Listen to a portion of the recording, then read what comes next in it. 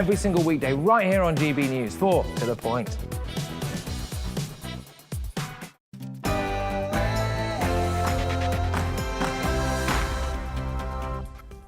Good evening, it's 6 o'clock. I'm Michelle Dewberry and this is Dewbs & Co, the show where we'll get into the stories that have got you talking today. The dust has settled on the budget and people are divided. I wonder, did the budget help you?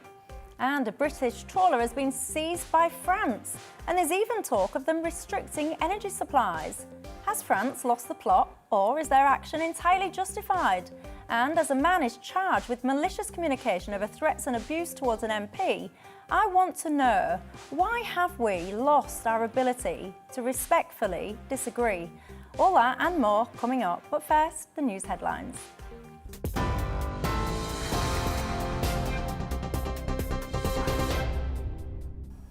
Your GB News headlines at 6 o'clock. I'm Polly Middlehurst. The Transport Secretary, Grant Shapps, has confirmed the last 7 countries remaining on the UK's red list will be removed from next Monday. That means Peru, the Dominican Republic, Ecuador, Colombia, Haiti, Panama and Venezuela will no longer face the toughest travel restrictions. Previously, those arriving in the UK from red list destinations had to spend 10 days in a quarantine hotel. However, Mr. Shapps says the red list category will remain in place as a precautionary measure. The Welsh Government has confirmed that it will adopt the same changes. The mother of 2 sisters who were killed by a teenager has vowed to stop him ever being released from jail. 19-year-old Daniel Hussein fatally stabbed Biba Henry and Nicole Smallman last June after he'd said he'd made a pact with the devil. He's been sentenced to life in prison with a minimum term to serve of 35 years. The Metropolitan Police Commissioner, Cressida Dick, has apologised after an independent report found the force's initial response was below the standard it should have been. Mina Smallman paid tribute to her daughters after sentencing. I think you've heard me say in the past there'll be no celebrations here, but justice has been done. But I think we do need to review that kind of separation. When is someone an adult? And I think it's very disrespectful to say that children can't tell the difference between good and evil. A 36-year-old man who sent a malicious email to the Deputy Labour leader Angela Rayner has been spared jail. Benjamin Iliffe was arrested on Wednesday after sending the email from his personal account. Iliffe, who appeared by video link from Thorpewood Police Station, was sentenced to 15 weeks in prison but suspended for 18 months. But he was also handed a 2-year restraining order not to contact Miss Rayner or even talk about her on social media. The family of the footballer Emiliano Sala have welcomed the conviction of a businessman who organised the flight that led to his death. David Henderson, 67 years old, seen here on the left of picture, was found guilty of endangering the safety of an aircraft at Cardiff Crown Court earlier on today. Salah and the pilot, David Ibbotson, were killed when the single-engine plane came down in the English Channel in 2019. The UK government has threatened to retaliate if France imposes sanctions on British fishing vessels after a trawler was detained. French authorities say 2 British ships were fined during checks off the coast of Le Havre yesterday. It's the latest escalation in the dispute between Britain and France over fishing rights. Well, the Environment Secretary, George Eustace, says threats to block and tighten checks on British boats from French ports could be in breach of international law. I've been able to establish so far is that in respect of that vessel, they were on the list that was provided by the MMO initially to the European Union. The European Union therefore did grant a licence. We are seeing some reports that for some reason they were subsequently withdrawn from the list. It's unclear why that might have been at the moment. And in reaction to yesterday's autumn statement, Britain faces its highest tax burden since the 1950s. That's according to analysis of the statement by think tank the Resolution Foundation. It found that households will pay around £3,000 more in tax as a result of measures introduced since Boris Johnson became Prime Minister. However, the Chancellor, Rishi Sunak, says his ambition is to lower taxes. He announced as well an extra £150 billion for public services, extra cash for hospitals and a freeze on fuel duty. The Institute for Fiscal Studies Director Paul Johnson says despite the Chancellor's upbeat tone, real pain will be felt by low and middle-income households. On living standards, the Chancellor's presentation was upbeat. He claimed beforehand this was a budget to usher in a new age of optimism. But unfortunately for him and for us, the outlook for living standards doesn't match that upbeat tone. Over the next several years, a combination of tax increases and high inflation will mean very slow growth in living standards. A middle earner is likely to be worse off next year than this, as high rates of inflation and tax rises more than negate small average wage increases. And in sport, US Open champion Emma Raducanu backed up her maiden WTA Tour win with a straight sets victory over Anna Bogdan to reach the quarterfinals at the Transylvania Open.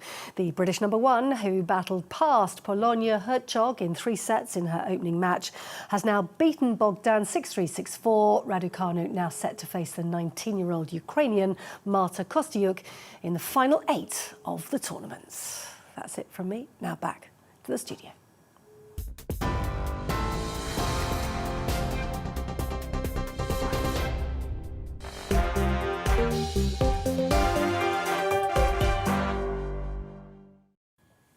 Thanks for that. Now, with me until 7, we've got Ellie Mayo-Hagan, Director of the Centre for Labour and Social Studies, Ali Mirage, columnist at The Article, and author and commentator Joanne Nadler. Good evening Hi. to you all.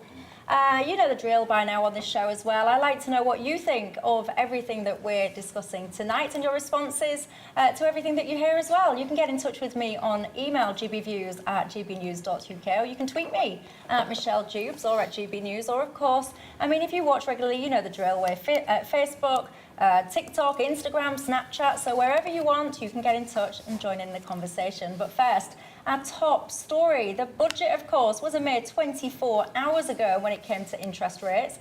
Pretty much nothing changed. Alas, quicker than a quick thing from Quickland, some banks have already increased rates on some of their mortgages in response. According to some forecasts, it's been suggested that homeowners may have to prepare for the biggest hike in interest payments since the financial crisis. I've got to be honest, I'm going to have to laugh sometimes because I can't help but notice many of these companies that are rushing out, desperate to increase the cost of their products today, don't seem anywhere near as quick, do they, when it comes to reducing their mortgage costs in line with base rate reduction. But nonetheless, for many, given this, of course, comes against a backdrop of lots of other costs rising, this will be no laughing matter. So I wonder, are you worried? Ellie, your thoughts? Well, I think we're already seeing a really difficult environment for people who want to get on the housing ladder, and I think this will make it worse for them. You know, when my parents were buying their house, it was twice the cost of their income, and now it's around, if I wanted to buy a house, it would probably be around 7 or 8 times the cost of my income. Are you in London or elsewhere? Yeah, I'm in London, but I come from North Wales, which is somewhere that historically has quite low house prices, and in the past year, the house prices in North Wales, where I live, have gone up by 20%. So even there, we're seeing people get priced out of being able to afford a house. So I think this really is a bit of a sort of state of emergency for housing in this country at the moment, particularly for future generations. And this is just another piece of the picture that has made that situation so much worse, particularly for first-time buyers. Yeah, and I think, you know, in London, I mean, I do think sometimes London, it's like a world apart from the rest of the UK because, as I mentioned often, I'm from Hull, and when I look at the house prices there in terms of affordability, as you mentioned, then you compare them here, I genuinely don't understand how any, young person, normal individual can get onto the housing ladder in London. It is just unachievable. What's your thoughts, Joanne? Yeah, I mean, it's a huge challenge to get onto the housing ladder if buying a property is considered to be the most important way to live in a property. But I think in the longer term, actually, a return to more... I mean, the interest rates that we've had over the last few years, by historic standards, have been extraordinarily low. And I would argue that they've actually added to house price increases. because money has just been so cheap to borrow. And therefore, this has been reflected in the inflationary spiral in house prices. So although I think it's extremely inconvenient if you currently have a mortgage, as most of us do, facing the prospect that there are mortgages which have been extraordinarily low. Most of us, a lot of young people don't. I mean, a lot of young people would dream of earning a home and they're locked into a rental cycle. Yeah, indeed. But as I say, in the longer term, an increase in interest rates may help. I know it seems counterintuitive somehow, but they may help to actually bring down the cost of houses. But the one thing I do wonder is whether these banks and building societies, which may be rushing to increase their mortgage rates, are they actually going to be increasing their rates to savers? Of course not. I mean, come on, I'd love to say yes. This is, you highlight a really important point there. I found the speed at which companies will rush desperately to increase the cost to us. It is astonishing, and you don't often see the same kind of speed and desire to then reflect that in the other direction. I wonder why. But Ali, one of my concerns about all this as well is so many people, I worry that they are really going to struggle because lots of them have over-leveraged themselves. Yeah. They've borrowed at very, very, Joanne just mentioned, they're very, very cheap, historically incredibly cheap prices. Many of them will have, like caps, whatever you call it, like capped products. Those products will very soon come to an end and they will see the costs of their borrowing. Like I've got something here, just to give people a quick update. So if you have, say, for example, a £200,000 mortgage now, let's just say you're on a 2.5% interest rate. If this was to increase, as some people are predicting, by 3.5%, what you pay now, you will be looking to pay, it would be £897 now, and £1,276 if it went up by the 3.5% that they're predicting. So these are not small increases, and I worry for a lot of people. I think you're right. I think you're absolutely right to be worried, Michelle, and I think a lot of people out there in the country would also be worried. I mean, yesterday, Rishi Sunak drew a lot of rabbits out of a hat, right? He was calling for a government largesse in towns like a caller in a bingo hall. To many cheers from Tory MPs. But the reality is, despite the government's spending on public services, 3% increase in budgets, etc., he's got to also keep one eye on the fact that next year, all these extra things, I mean, one of the good things he did was reduce the taper on the universal credit as well, which will help people on lower incomes. But we've got issues with rising inflation now. So even the OBR is saying it's going to be over 4%. The Bank of England was predicting about 5%. You've got rising income taxes on the national insurance issue. And so I think you've got to be in a situation next year where by the middle of the year, you might be actually feeling that despite all this good news, you're actually not feeling better off at all. And then, as you say, we've got rising interest rates on the horizon. Now, only a few weeks ago, the consensus amongst economists was that there wouldn't be any interest rate rise until Q1 next year. We're now talking about one potentially coming as early as in November next week.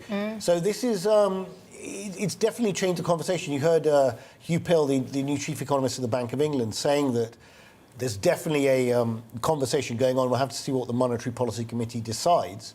But clearly the job of the Bank of England is to control inflation. It's clearly above 2% now. They've already had a letter from the Chancellor about it. So they do have to keep that in mind.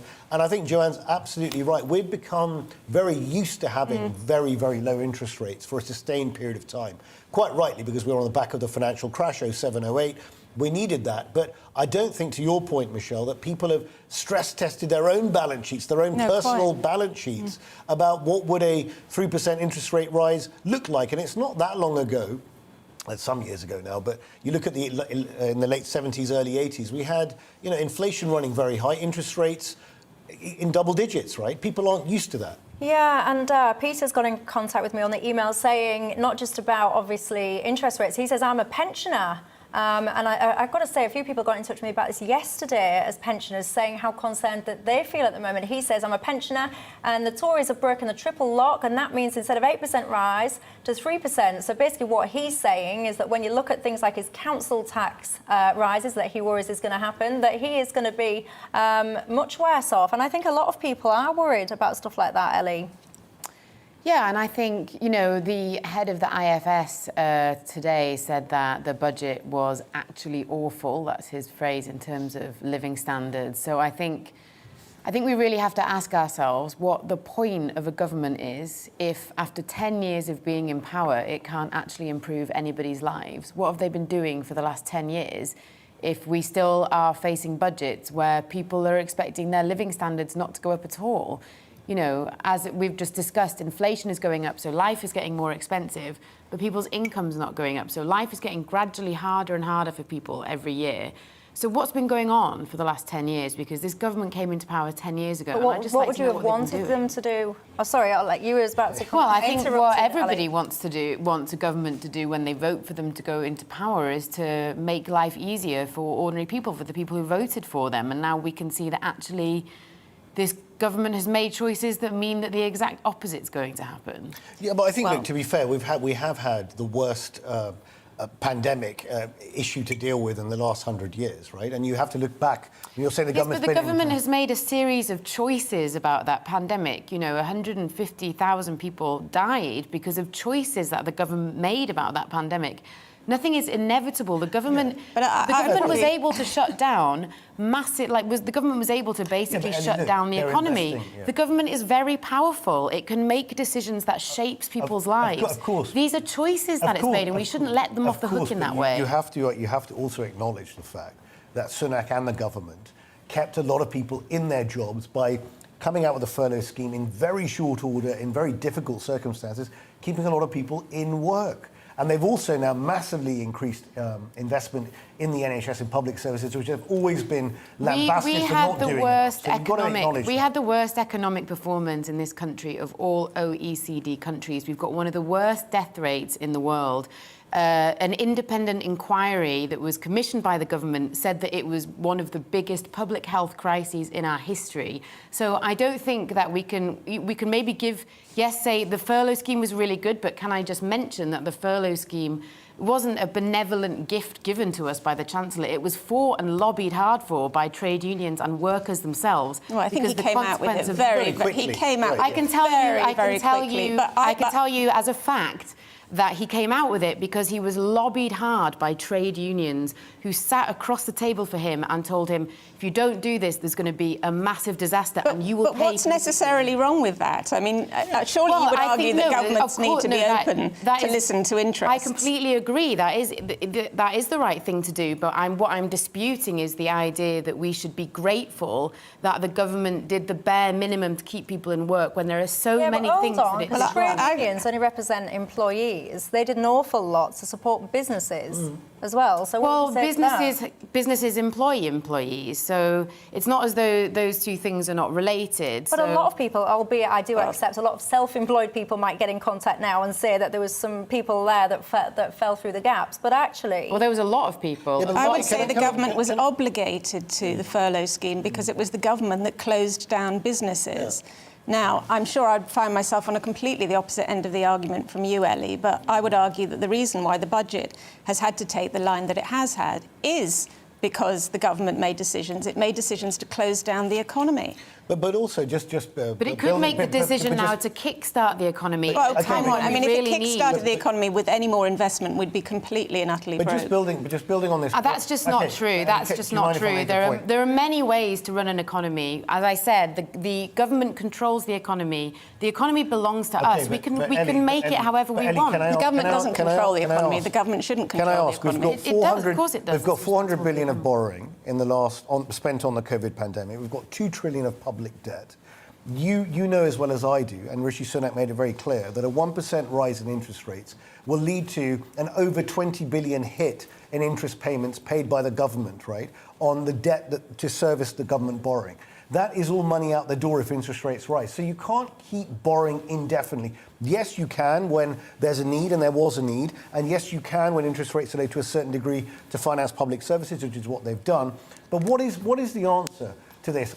Ever more borrowing? I mean, we have to live at some point within our means. I think Sunak's trying to find the right balance at the moment between putting an accelerator on the economy, allowing growth to come back, but also being sensible. He could have yesterday, if he wanted to, just done tax cuts. What he didn't do, he chose to invest in public services, 3% rise for public sector budgets. That doesn't even make up for the cuts that have happened since 2010. Well, we're back to listen, I think we need to remember that this is not the first crisis that Britain has lived through. In 1945, we emerged in a pretty bad state after the Second World War. Our cities had been bombed. We'd lost people, millions of people, as a result of the Second World War. Yeah. And instead of saying, well, now is not the time to borrow because, look, our cities are in rubble, we came together. Let me finish my point. I let you talk. Let me talk. So we came together and we built the welfare state and we built the NHS. And we used a lot of investment to do that because we knew that because we own the Bank of England, we could take decades and decades to pay that back. It was not like borrowing on a credit card. Solution? Let me finish. It was like borrowing on a mortgage, right? It was a long, safe way of managing our economy that created roots that have helped generations and generations of people to thrive. This is one of those moments where we could do that again. We could actually come out of this crisis better, and we do that by kickstarting our economy, by investing in our communities. Because what we have learned, let me finish, what we have learned... Yeah, Ellie, you do need to let him come back. Yeah, but let me finish my point and I'll let him come back. Yeah, I mean, what we have learned from the pandemic is that we're all connected, that when one of us loses our job, it affects the community, it affects everybody. So when we start investing in our communities, when we start investing in our people, which is called levelling up. When we give people a pay rise, then everybody benefits. Then the economy is kick-started and we can go the right way. Why have they increased the minimum wage? An entrepreneurial part of the economy to support all of these things that you want to pay for. And that's what, although I have some big differences with the government currently, that is surely what the budget was trying to do. It's balancing a sort of pump prime approach with keeping enough of the economy dynamic to create the wealth that's going to pay for all of these things. It's also increased the minimum wage. It's also increased the minimum wage. So first of all, the increase on the minimum wage is not enough. I think we need to. I can tell that this wants to rumble on and on and on. On this. Yeah, indeed. But we've got more to talk about, unfortunately, than just the budget. Well, fortunately, not unfortunately, we've got lots more to come. So I will pack this now. Richard has been in touch on the email saying about the interest rates. We're sitting here talking about quite small things. He says his interest rate in 1979 was about 12%. Someone else has been in touch, Gain has been in touch, saying that hers was 17.5%. So I've got to say, maybe we don't know, we're born, as some would say. Anyway, and I think the argument, well, not the argument, the conversation here about how parties would do it differently will rumble on and on. But for now, we will leave that where it is. I have to say, to me, the only party that's ever written notes, etc., saying that we've got no money was the Labour Party, unless, indeed, I'm wrong. Anyway, we're going to take a quick break. Coming up, the fishing row between France and the UK continues. But who's at fault? We'll have that conversation after the break. Don't go away.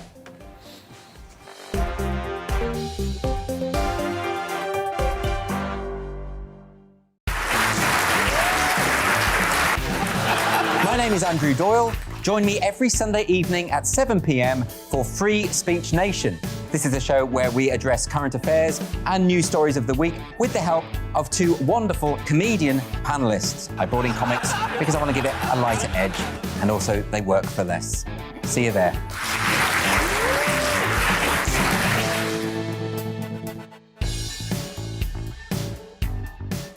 I'm Colin Brazier. I've reported from more than 70 countries around the world, covered wars from Afghanistan to Iraq, from Lebanon to the Balkans. I'm trying to bring that experience, that feel for events, to the studio. And something else. I'm ready to give an opinion. Today's stories with a spark. Brazier from 8 p.m. weekdays on GB News. Join us for Political Correction. We're here every Sunday to correct politics and put you, the people, back in charge. We talk about all areas of the United Kingdom, including Northern Ireland. Our debate goes way beyond the Westminster Village. It's about the real country. It's about your opinion. So please, we want you to tell us what you think. This is Political Correction. every Sunday morning from 10 a.m. here on GB News.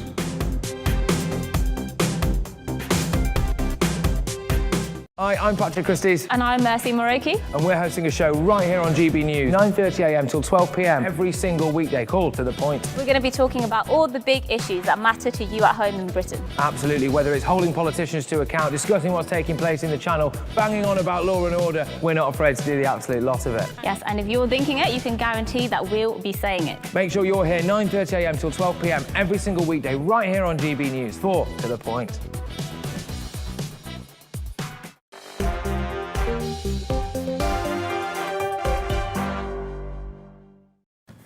Hello there, welcome back. Now, the French government have detained a British trawler and given a verbal warning to another boat fishing in waters off its coast. Tweeting this morning, the French Maritime Minister said that the 2 British ships were fined during checks off the coast of Le Havre on Wednesday. In fact, I have to say, the country has now issued a list of sanctions that it will consider imposing on us from the 2nd of November if the situation is not resolved. Let's have a look at those. Banning British fishing vessels in some French ports, reinforcements of customs and hygiene control, routine security checks on British vessels, and reinforcement of controls on lorries to and from the UK. Well, the Environment Secretary, George Eustace, says he's urgently investigating the situation. So I wonder, who is at fault here? Ali? Well, I think this is clearly a very emotive issue. We know that during the Brexit negotiations for the withdrawal agreement, fish was a very, very big and contentious issue on both sides, even though it doesn't actually contribute that much to either the EU budget or the UK or UK GDP. But it is very, very optically a very sensitive issue. And you've also got the ongoing sensitivity around the Northern Ireland Protocol, with these discussions going on between Maros Sefcovic, the Vice President of the European Commission, and Lord Frost, and that whole debate's going on. And you've also got to put this in the broader context of the fact that the French are feeling very bruised at the moment. The UK just signed a security pact with Australia and the US, AUKUS, to provide these submarines to Australia. The French were very, very bruised by that. They felt diplomatically it was a real faux pas by these 3 states, so they feel left out in the cold. So that's part of it. So on this particular issue, it looks like the French are alleging that this particular vessel didn't have the right license. They're now saying that their own fishermen are being denied rights to come into fishing waters because the UK is not allowing them to come in based on the licenses that they have. So there's a spat here, and it needs to be resolved quickly, because we do not need to have an incident, a fishing war with one of our closest allies, a big state in the EU, which is still our largest trading bloc. Yeah, and I wonder, Joanne, how much of this is politicking? Because obviously Macron, there's an election coming absolutely, up. So he really does need to talk tough on lots of different issues. And we've seen him do something very similar before, haven't we, particularly with regards to fishing. Now, I mean, I think there may have been some kind of small technicality which meant that the authorities that impounded this boat were perhaps right at the point at which they did it. But what's happened is that the French political class have moved very quickly, I think, to capitalise on this and to try to turn it to their advantage. And as you say, you know, there's an election coming up. Macron is his campaign is being shaken up from the right by this candidate, Eric Zemmour, and who's appealing to a sort of nativist, nationalist spirit in France. And so taking on your sort of age-old enemies of the Brits via this, as Ali says, this sort of optically charged issue of fishing. Yes, it all makes sense, doesn't it, in those political terms? Yeah, and I mean, there is a lot of tough talk. Ellie, France's Europe minister, has said the following: "We need to speak the language of force, as I'm afraid it is the only thing that the British government will understand." He goes on to say, "We will show no tolerance and no indulgence." Your thoughts? Yeah, I mean, it's sort of chest-beating electioneering, isn't it? It's a bit boring. But I think it ignores the most important people in this, which is fishermen. You know, I think this was a situation that could have been avoided. It's bad post-Brexit mismanagement by this government. You know, we always knew that one of the most sort of tricky exports to manage was live shellfish exports, because, as the name suggests, they're alive, so they can't be held up at borders. So there needs to be a plan there, and there hasn't been a plan, and this is the consequence. And we've got to remember that the fishermen who who fish for live shellfish are often low paid, they work in quite treacherous conditions, and they work long hours. And really, they deserve better than this. They don't deserve to be treated in this way, and they certainly don't deserve to be a pawn in a sort of election campaign in France, or in this government's inability to manage the post-Brexit transition. Actually, they deserve more respect than that. Yeah. They deserve to be I do treated think well. that fair enough, but I do think it's a little bit excessive on the part of the French to threaten to cut off the electricity supply. I was just to the about to Channel say, Islands. they Come talk on. of a second layer. What Ali's mentioned there is the talk of a second layer of sanctions. So I just read out to you the first one. They're talking about a second layer potentially, where it would look at the energy supply from France to the Channel Islands or to the UK. Again, I just, like Ellie, I do agree with you there, actually. I feel sorry for the people that are caught up in the middle of this that don't really deserve to be. And I just wonder, where will this ever end? Because I don't see it ending. I don't see what is going to be the catalyst that fixes this. Yes, I find I'm actually quite in agreement with Ellie on this. And Whoa, should we stop there? Should we stop there and move on to the next topic before the wheels come There is off? a certain irony, isn't there, that it's the French that we're sitting here fulminating against, or the French government, rather.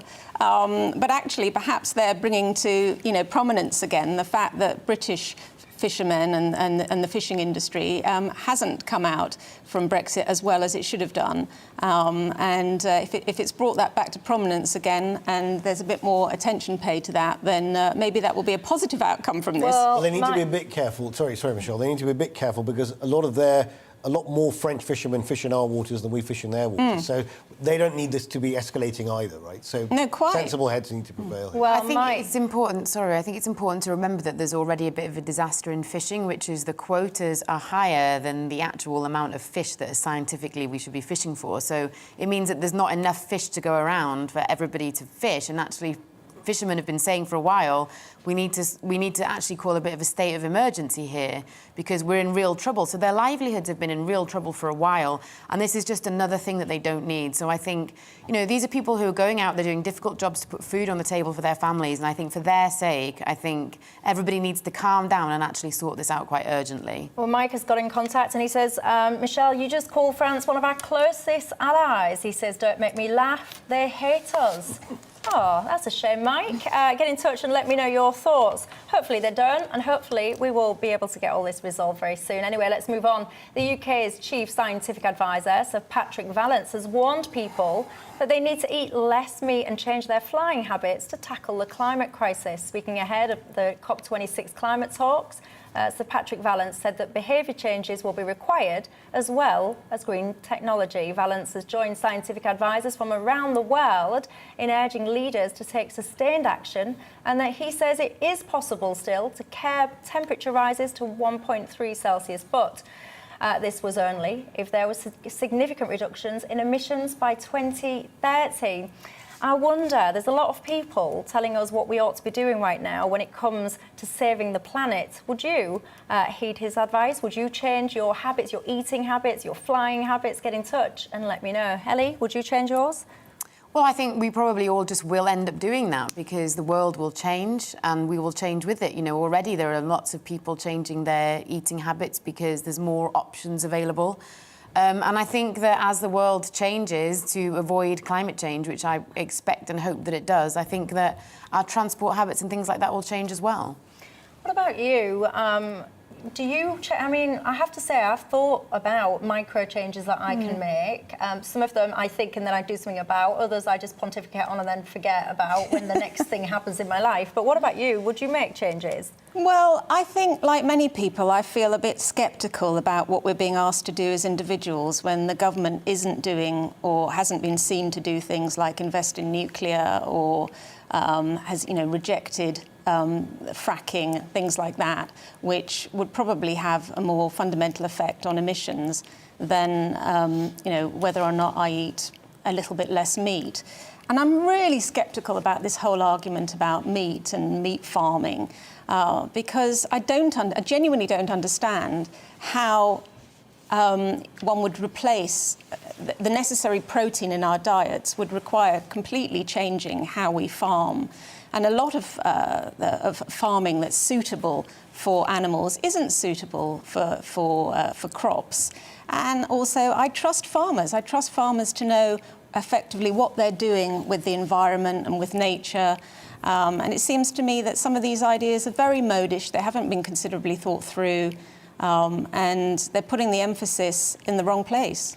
Yeah, I've got to say, Ali, I have actually considered recently eating less meat, but got to be honest, it wasn't because of the climate. It was more about when we was looking at the situations with pigs, for example, just being slaughtered, and I kind of looked at that and I thought, you've got animals that, because there's a failure in the human supply chain, we're just going to kill you. And it felt, maybe I've become a bit soft since I've become a mum, but I actually, and I cannot even believe I'm about to say this sentence, but I felt sorry for the pigs. And then it made me kind of consider, am I being reckless and irresponsible with my meat consumption? Well, look, I think I felt the same when actually I saw the pig story, although I don't eat pork. But the point is, I have actually started eating less meat. That's just a conscious decision because I think it's nice to sort of vary your diet, and I have been eating a lot more vegetables. Look, I live in London, so it's very easy for me to take the tube everywhere. No point getting stuck in traffic jams. I also have cycled a lot more than I've ever done in my life during lockdown, and I'm still continuing to do that. But I've got the luxury of living in a city with decent cycle lanes, increasing cycle lanes. Not everyone has that opportunity, particularly in rural areas. So it's not a one-size-fits-all approach. I also think that we should also think about our personal carbon footprints. I personally have been travelling a lot less frequently abroad, and I'm enjoying the English countryside.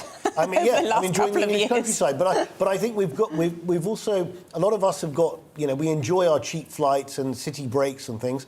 Maybe we should just do a little bit less of them, try and enjoy the English countryside a little bit more. We've got a lot here in this country that we have to offer. But the thing that really gets up my goat is that when you hear in Davos every year, all these business leaders fly in, all these government ministers flying on private jets, and they lecture us on the virtues of clean living and the dangers posed by climate change. We should tax those private jets to start with. But Ali, I mean, the English countryside is absolutely beautiful. I think it's hard to find anywhere in the world. Anywhere in the world that's more... indeed, sorry. The countryside throughout the UK is stunning. But one of the reasons why it is because of the way farmers over generations have cared for it. I think we need to just get back to brass tacks here. And I think what the facts are is that the world is going to change beyond recognition over the next few decades. That's a fact. That's not something that we have any control over. That's just going to happen. Over 99% of scientists agree with that. What we can control is what that change looks like. So we have two options there. Either we have a green world with clean air, with clean water, with good green jobs for future generations, or we have a brown, overheated wasteland where there's more disruption, there's more war, where there's shortage of food and that kind of thing. Those are our choices. Our choices are not to stay the same, to stay the way we are. Well, why we are going to put change. more pressure on then, Ellie, to places like China that are the real contributing sources to what's going on? I mean, first of all, I think we should put more pressure on countries like China, but I don't think that what China's doing, whatever that might be, is an excuse for us to not act, because everybody actually needs to pull together. But we are acting. We're obsessed with net zero. We're absolutely obsessed with net zero. Who is we? Because actually, Rishi Sunak yesterday didn't say the word climate change once in his budget, and he also cut tax for domestic flights. Well, to be fair, I mean, we're going to hear nothing less than all of next week. We're going to hear that constantly. I think there's been a report that the UN has said that we are going to the current plans of governments around the world mean that the temperature of the world is going to rise by 2.7 degrees. That means bushfires in Australia happening all over the world more frequently. It means catastrophic floods in this country happening several times a year. It means food shortages that make what's been going on lately look like a children's tea party. you know, it's going to be a really serious, catastrophic world that we're looking at, not just for us, but for our children and our children's children. But so all of this, he said, she said about Britain's doing this, and you know, China should be doing more. Let's get serious here. We're talking about the future of humanity. I don't see that's not serious. Because I think we are serious. I don't think there are that many people in the country who are not serious. Everyone does understand the issue. Yes, we can always do more, but the government is doing a lot more, and indeed, it's not doing enough. Everybody agrees on that. Every scientist agrees but on the government is also setting up the new investment bank, with the infrastructure investment bank, which is going to be. But as I say, every scientist says that the government isn't doing enough. Can I finish the point? Ali finish. Yeah. So the government needs to facilitate the entry of private capital to finance the energy transition, so battery storage, carbon capture and storage, hydrogen. That's all key. But you're right, Michelle, to raise the issue about China, India, Russia. They are big polluters, right? And the fact of the matter is that because of global supply chains become so dependent on China and India in particular, our room for manoeuvre on these things is very, very limited, right? So we've taken our eye off the ball for the last 10 years by integrating and being so heavily dependent on these countries in our supply chains that now what can we do? So yes, we have to do more, but it's up to everyone to do, not just us. Indeed. Let me ask you this. Do you know what brushing is? And no, I don't mean the hair or anything like that.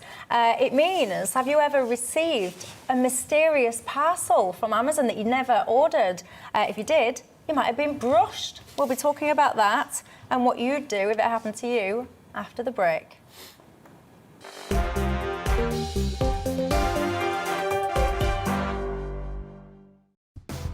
On Tonight Live, it's Mark Dolan in for Dan Wootton. In The Clash, should we scrap foreign aid? Darren Grimes on the government's green agenda, just who pays? And former business secretary in the coalition government, the man who predicted the credit crunch, Vince Cable is my special guest at 10. In Uncancelled, we'll speak to a former top Donald Trump advisor about Joe Biden's tax hike on the American super rich. And in my monologue, sorry, Patrick Vallance, but you don't decide how much meat goes on our dinner plates. See you at 9. My name is Andrew Doyle. Join me every Sunday evening at 7 p.m. for Free Speech Nation.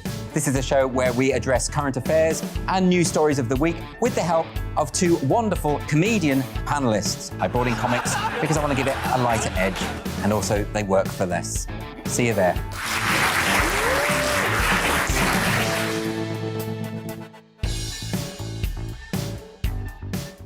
I'm Colin Brazier. I've reported from more than 70 countries around the world, covered wars from Afghanistan to Iraq, from Lebanon to the Balkans. I'm trying to bring that experience, that feel for events, to the studio. And something else. I'm ready to give an opinion. Today's stories with a spark. Brazier from 8 p.m. weekdays on GB News. Join us for Political Correction. We're here every Sunday to correct politics and put you, the people, back in charge. We talk about all areas of the United Kingdom, including Northern Ireland. Our debate goes way beyond the Westminster Village. It's about the real country. It's about your opinion. So please, we want you to tell us what you think. This is Political Correction. Every Sunday morning from 10 a.m. here on GB News.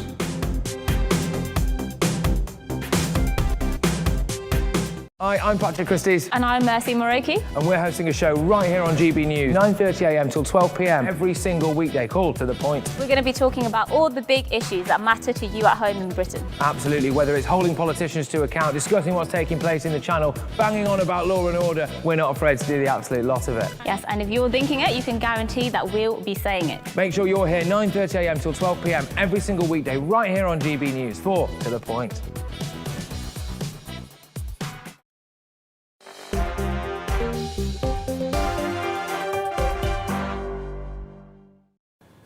Good evening and welcome back. Now, a man from Cambridgeshire has been charged with sending threatening messages to the deputy leader of the Labour Party, Angela Rayner. And I have to say, hatred and abuse is a topic, you know, you can't get away from it. It's constantly in the news, being discussed, whether it's online, whether it's in person. And I have to be honest here, it does seem to come from all different sides of the political spectrum. I don't think it is unique just to one. And it's got me thinking, why have we lost the ability to respectfully disagree? Why can't we just, you've got your opinion, I've got my opinion, never the twain shall meet, off we go and go about our business? Why do we have to not only disagree, but do so unpleasantly? What's your thoughts? I think it's to do with the rise of identitarianism and the fact that as a society we have fewer common values, if you like. And so what's happened, it seems to me, is that politics has become very much about the personal. And so if you object to somebody's opinion, people take it as you're objecting to that person. You don't like that person because you don't like their opinion. Mm-hmm. But Ellie, I'm interested in your view, I have to say, and I hope you don't mind me saying, you tweeted that you were coming on to this show tonight. Oh, there was a large bang there just behind my head. If you could hear that, I apologise. My Twitter followers. Yeah, I have no idea what that was. But I hope you don't mind me saying, Ellie, you tweeted that you was coming on this show tonight, and I think it's fair to say that you're from the left of the political spectrum. And the response that you was getting to that tweet, I found fascinating. People saying that they'd lost all respect for you, that was it, they was going to unfollow you, and some worse things that I probably cannot repeat at tea time. And I just think, why? It makes no sense to me. What's your view? Well, I didn't read it, so I don't. Yeah, I mean, I didn't. But you get the principle, though, right? Yeah, so I couldn't comment on that, but I just don't really care that much, if I'm honest. I mean, I think it's the basic democratic right of those people to tell me I'm an idiot and they've lost all respect for me, without having to worry about getting arrested. I think that's their right. But why would somebody lose respect for someone just because that they're going somewhere that they think is wrong? So I'll give you an example. So someone was, and I don't really want to make it, but it's nothing to do with your Twitter thread, but... It's all right, I don't mind. But for example, someone messaged you and said, why are you going on to that racist platform? Now, what they mean by that is we probably share, or I probably share, a view that they don't agree with. So instead of actually saying, I don't agree with that person, what then happens is this whole barrage of abuse. He or she's racist. They're this, they're that, and words that I genuinely can't use at tea time. Where does that come from? I don't know what you said. I don't know what has been said for somebody to say that, but I think sometimes people are racist. That's the first thing, is I think we need to just be honest about that sometimes when people are being called racist, it's because they are.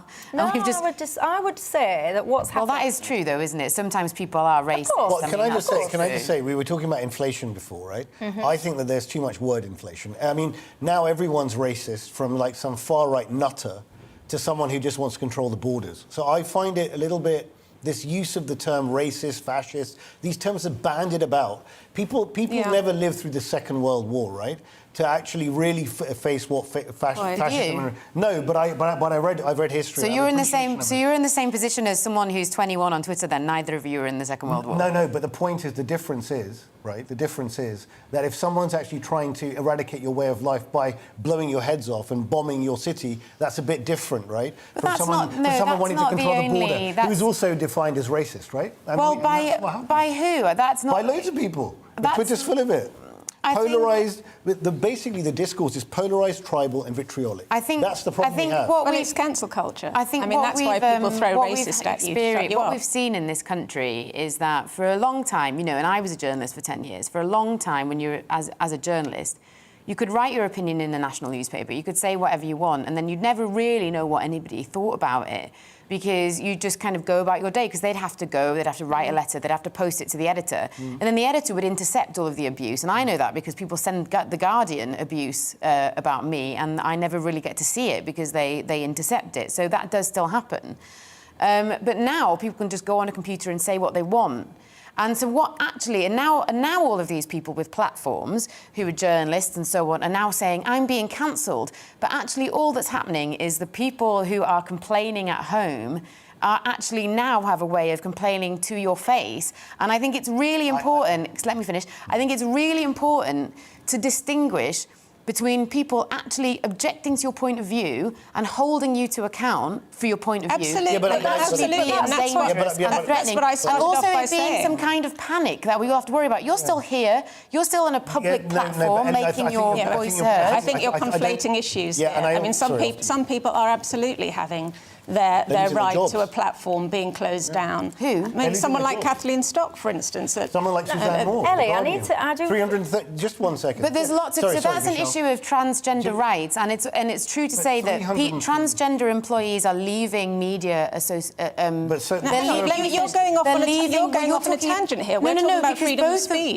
Both of those women. No. Let me finish. Both of those women have lost their, according to you, have lost their platform. Suzanne Moore resigned voluntarily, by the way. Is under police protection. And people wrote to the. She's wrote under to the police management of the protection. paper saying that it was creating an unsafe. But hold on, let me just bring this debate back to its core point, because we seem to be getting lost. The core point is, Ellie, and it is the case. I'm the one that's getting abused here, and I'm the one that's defending. Why are you being abused? Well, I'm not being abused, actually. People are just being kind of rude, and that's fine. Who's being rude? People on my Twitter, it's me. All right, I thought you meant in here. No. The point I'm trying to make is people, and this is a mass generalisation, but I think it's an accurate one, people largely have lost the ability to just have differing political opinions and leave it at that. What we are experiencing across many platforms, in real life, on Twitter, wherever, is people cannot just disagree. So, for example, Brexit, I'll use that as one example. There are so many examples. People have not been able to say, right, you're a Brexiteer, I'm a Remainer, you have your view, I have my view, and off you go. What's happened is you're a Brexiteer, and therefore you are thick, you are racist, you are this. You're a Remainer, and therefore you are a Remoaner, you are this, you are that, you are the other. And this is the problem that I've got. But it's not just about, this is the issue, isn't it, though? It's not just about views. If it was just about a load of equal people in a room having a conversation, expressing views, then there wouldn't be a problem. This is about power. This is about people in positions of authority and accountability, people like journalists who speak to hundreds of thousands of people every day, or people like politicians who make policy that affects millions of people's lives. I don't think it is. This I think is it's about people in all sorts of walks is. of life. This is about... You're right. It's true, I agree. People feeling that they can't express an opinion. But because which ordinary people Happens every feel day. as though they It can't... happens every day. I don't understand. But I don't understand what's new about that. What's new about expressing an got a lot opinion worse. in a pub and It's getting got a- challenged? it's I got a don't lot- see what is new I about think that. what's new about it is what you suggested earlier. I mean, this It's just sounds the to me like immediacy a of lot. social This media sounds to me like has people taken it to a different who are used level. to having power and are used to having a voice and be feeling uncomfortable with being challenged. I think it shows an No, I think it's intellectual people who are not arrogance. used to I having think power, it who shows have no power and now feel they have no voice. I think it shows an intellectual arrogance where you feel that you're so morally certain in your own view that you can never learn anything from someone who takes an opposing view. You might actually even enhance your own argument by listening to someone who challenges you. People don't even want to listen to challenge anyone. Look, Ellie, do you think the deputy leader of one of the biggest political parties in this country should call people scum? I mean, I wouldn't have used those words, but, you know, Do you think it's appropriate in political discourse to talk about your political opponent in that way? I think it's wholly inappropriate. I actually think it's pretty disgraceful and absolutely unprofessional. And if you've got that coming from the leader of your party, then goodness me, what hope has the rest of them got? Well, she's not the leader, but I think... As a deputy leader, sorry. I think, you know, I think we've got to actually look at what she was talking about there. So I think, as I say, that's not the words I use. I don't tend to use words like that when I'm speaking publicly about things. Come on, you know what she said, you know the concept. But I think we need She went on, Ellie, she said that they're scum, that they're racist, that they're this, they're that. What she means is she disagrees with their politics. That's fine, not a problem. This is what I come back to. She was talking about the government. The government are just not some people in a pub having a chat with their mates. The government are the people who set policy in this country that affects the lives of millions of people. So would it have been all right if she'd been talking about people in the pub? So if she'd been talking about people in a pub who vote Conservative, and she'd called them... She wasn't talking about people who you're vote saying Conservative. it's She was OK talking because about she was the talking government. about the government. But Well, had I she think been probably talking about quite a people lot in the of people pub? in this programme who watch this programme, I'm sure that like they use in private situations with their friends quite colourful languages. It's all over Twitter, Quite colourful the language to talk debate. about It's people nothing in to- power. No, with and them you with know their what? friends The all the strange time. thing is, Ellie, I don't completely disagree with you on this. I mean, I'm the Tory scum that she was talking about, I suppose. And it sort of almost made me laugh because I thought it was just so... It was like a sort of grotesque kind of inappropriate thing to say. And I think, you know, minorities, if Tory scum is a minority, you can reclaim that word. I don't think that Tories are a minority. I think well, I'm that's talking about the Tory not scum. true. You know. I think that's quite a mad thing to say. I think. Again, what I say is, what we've got to remember what Angela Rayner was talking about. She was talking about the effects of things that this government has done on ordinary people's lives, and she was getting angry, and she used language that might have been I think she's a very persuasive but she wasn't. Let me just By the way, she wasn't talking about views. She was talking about how the government uses its hold on, power to affect she was exactly what I said at the start of this conversation. the she was pensioner talking that we about heard people. about earlier. She was talking about people. She wasn't talking about their views. Well, she's literally... No, she was talking about their actions. She was talking about their Angela Rayner power. has actually just issued a statement, and she said, it's quite long, so I'm not going to read it all, but there's a line in there where she says, I would like to unreservedly apologise for the language that I used, and I would not use it again. So obviously she herself... Is this because you called her out on it just now, Michelle? She just wanted you live. No, it's literally... I've just had it flagged to me. She's literally just posted. It's a very lengthy statement, so feel free, obviously, to read it all in full, but that is the essence that she's reflected. Anyway... well, I'm sure a lot of it There's no excuse for anybody threatening Angela Rayner. No, absolutely. This is my point. I don't mind her using this colourful language. I do find it sort of offensive, but it's just colourful language. When it turns into a violent threat, that's a completely different matter. Of course, but that's the point I'm making here. Why do you need to make a violent threat, a death threat or a violent threat or a threat to just because you disagree with someone's politics? I just think I don't get why. Anyway, look, you know, I've just realised the time. This conversation as well. I didn't even get to talk to you about the brushing conversation in Amazon. Basically, it's where you get something sent to you that wasn't supposed to be there. And it's all about basically boosting ratings for various sellers on Amazon. If anyone sent me something that wasn't intended for me, I tell you what I'd do. I'd keep it. Anyway, that is all for tonight's show. Ellie, Ali, Joanne, thank you very much for your company. Thank you for your company. I shall be back at exactly the same time tomorrow, 6 o'clock until 7 o'clock. If there's anything you want me to be discussing, do get in touch, gbviews@gbnews.uk, or tweet me at Michelle Dewbs. But for now, I'll say good night and I'll see you tomorrow. Hi there and welcome to the latest forecast. There is further rain for many during the next 24 hours, particularly those areas of northern and western England, southern Scotland as well as Wales, where we are currently seeing heavy rainfall. And this weather front has stalled during the last couple of days across northern England, southern Scotland. It's finally making some progress south and east, but the focus for heavy rain continues to be Cumbria. Amber warning enforced for the rest of the day, and then increasingly Wales and the southwest. Spells of rain overnight amounting to 40 millimetres widely, 80 millimetres over higher ground, perhaps even more for Snowdonia. Risk of disruption, risk of localised flooding.